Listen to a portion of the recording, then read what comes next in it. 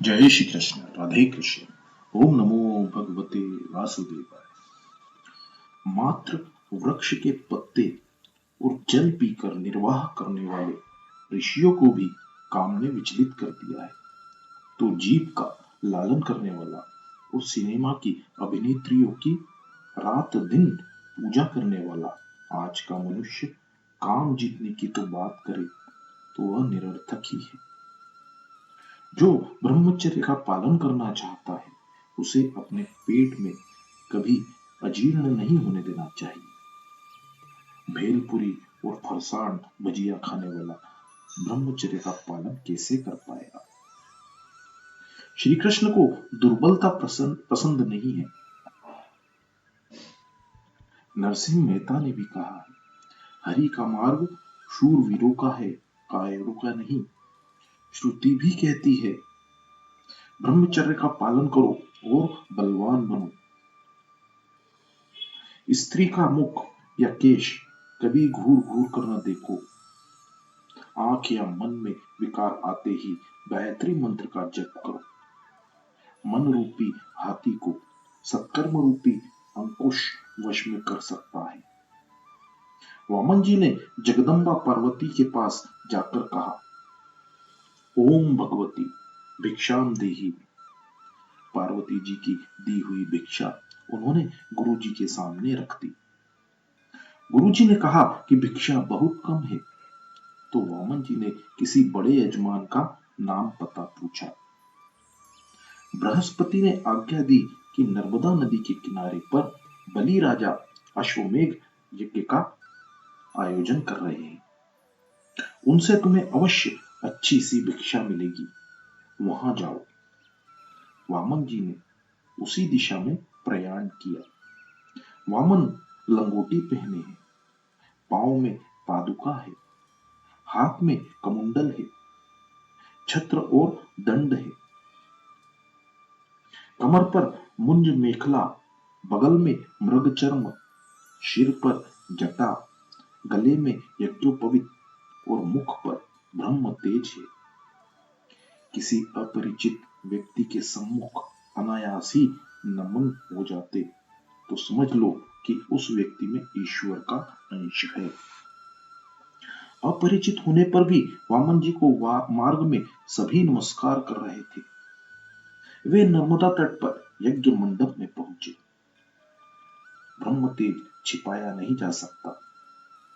यज्ञ मंडप में उपस्थित ऋषि समूह सोचने लगा कि आज ऐसा ब्रह्म तेजस्वी आज तक कभी देखा ही नहीं गया है।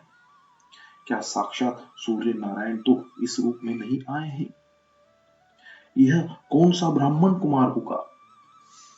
शंकर स्वामी से पूछा गया था कि जगत में भाग्यशाली कौन है, तो शंकर स्वामी ने उत्तर दिया था, जो लंगोटी पहनता है, जितेंद्रिय है, सदा सर्वदा प्रभु ही के साथ बातें करता है, प्रभु के साथ खेलता है, वही सर्वाधिक भाग्यशाली है। जो धन संपत्ति और देह के साथ खेलता रहता है वह भाग्यहीन है। इस अपरिचित बालक के विषय में ब्राह्मण सोच रहे थे कि यज्ञ के प्रधानाचार्य शुक्राचार्य ने वामन जी का स्वागत किया। इस महातेजस्वी वटुक का शुक्राचार्य सहित सब ऋषियों ने सत्कार किया। ब्राह्मण ब्रह्म तेज और ज्ञान के कारण ही सम्मान पाता है।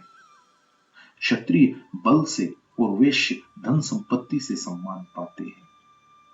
शूद्र में वृद्धमान के भागी होते हैं। सेठ साहूकार चाहे जितनी काली कमाई करे फिर भी उन्हें कथा में भी आगे ही आसन दिया जाता है।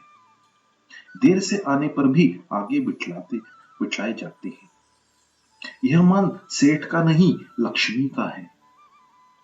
चारों वर्ण की दिवाली भी शायद अलग अलग सी हो गई है। ब्राह्मणों की दिवाली है राखी का दिन, क्षत्रियों की दिवाली विजयादशमी है, वैश्यों की दिवाली लक्ष्मी पूजा का दिन और शूद्रों की तो होली ही दिवाली है। ब्राह्मणों ने उस ब्रह्मचारी वटुक का स्वागत किया तो बलि राजा भी देखने लगे। उन्होंने सोचा कि आज तक कई ब्राह्मणों की मैंने सेवा की है, किंतु ऐसा तो कोई देखने में ही नहीं आया। वे वामन जी महाराज को महल में ले गए, सिंहासन पर बिठलाया और रानी से पूजा का सामान तैयार करने की आज्ञा दी। बलि राजा की पत्नी का नाम था विंध्यावली और पुत्री का रत्नमाला।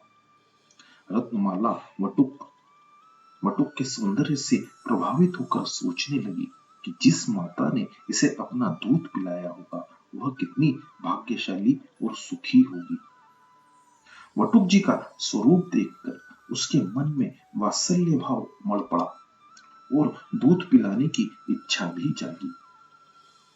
और आगे चलकर जब वामन जी का पराक्रम देखा तो उसके मन में वामन जी की हत्या करने की इच्छा हो गई। रत्नमाला अपने इन्हीं दो मनोभावों को लेकर अगले जन्म में पूतना बनकर आई कि जिसने कन्हैया को अपना दूध पिलाकर मारने का प्रयत्न तो किया, किंतु उसका अपना ही उद्धार हो गया। वामन जी के चरणों पर विंध्यावली जलधारा डालने लगी। बलि राजा चरण धोने लगे और सभी ब्राह्मण पुरुष सूक्त का पाठ करने लगे। राजा चरण सेवा करते हुए कहने लगा, आप जैसे पवित्र ब्राह्मण का चरणोदक मिलने से मैं पवित्र हुआ और मेरे पितरों को भी सद्गति मिल गई। मेरा यज्ञ सफल हो गया, आज मेरा कल्याण हो गया। मैं आपके चरणों में बार बार प्रणाम करता हूं। बड़े पुण्यशाली माता पिता को ही आप जैसा पुत्र रत्न प्राप्त हो सकता है। मैं सोचता हूं कि अपना सब कुछ आपको अर्पित करके मैं वनवासी बनकर ईश्वर भजन में लीन हो जाऊं। वामन जी ने मन ही मन में कहा, मैं सब कुछ लेने के लिए ही तो आया हूं। उनसे राजा ने कहा, महाराज लगता है आप कुछ मांगना चाहते हैं। महाराज आप कुछ मांगना चाहते हैं। जो कुछ भी चाहिए वह निसंकोच मांग लीजिए। राज्य, गाय, धन, संपत्ति आदि जो कुछ मांगेंगे मैं दूंगा। बार बार बलि राजा ने यही प्रार्थना दोहराई।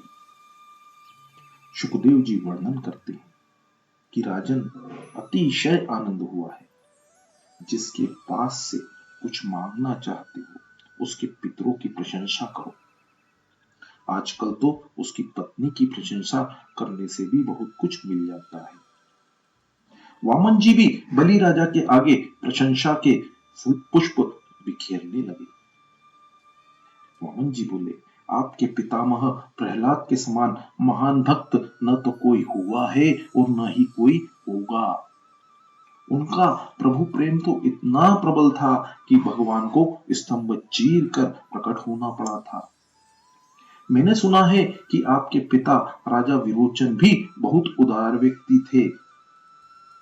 उनके पास इंद्र ब्राह्मण का रूप लेकर आए और कहने लगे, राजन मेरी आयु अब समाप्त होने पर आई है।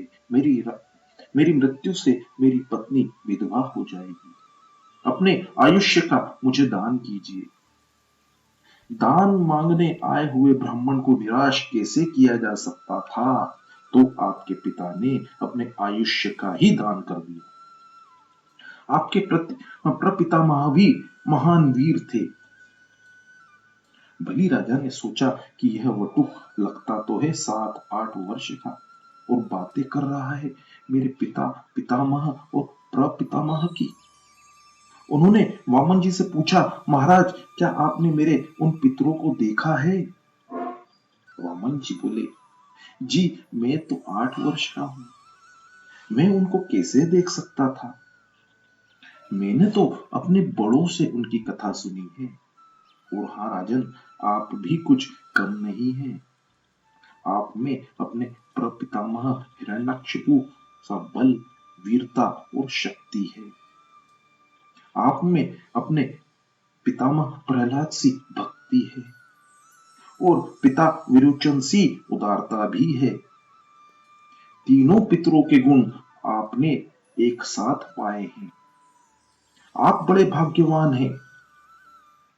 अपनी और पितरों की प्रशंसा सुनकर बलि राजा ने फिर वामन जी से कहा, महाराज जो भी चाहे मांग लीजिए, मैं अपना कुछ भी देने को तैयार हूं। बलि राजा को वामन जी ने वचनबद्ध कर लिया और कहने लगे, राजन मैं लोभी नहीं हूं, संतोषी ब्राह्मण हूं।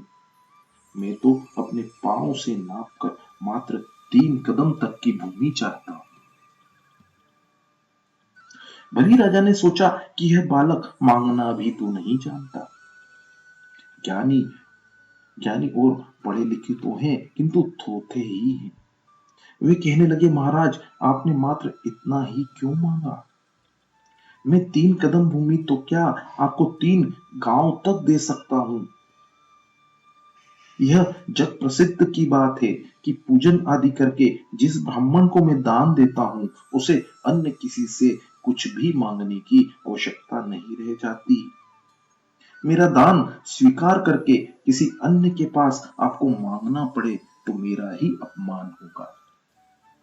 मैंने यह तो आपको देखते ही जान लिया था कि आप संतोषी ब्राह्मण हैं, किंतु केवल 3 कदम भूमि देने में मुझे बड़ा संकोच हो रहा है।